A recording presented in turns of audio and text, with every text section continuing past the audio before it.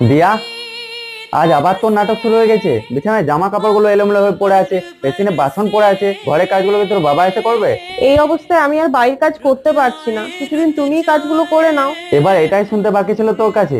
আমি বাইরেও কাজ করব, আবার ঘরেও কাজ করব, তুই কি আমাকে চাকর পেয়েছিস? আমি তো শুধু তোমায় রিকোয়েস্ট করছিলাম। खुशबू चुन के बागबां बाग सजाए।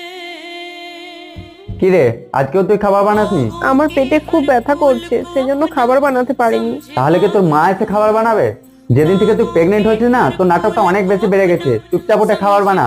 যদি তোমাদের কারোর সাথে এরকমটা হয়ে থাকে, প্লিজ চুপ করে থেকো না, প্রতিবাদ করো।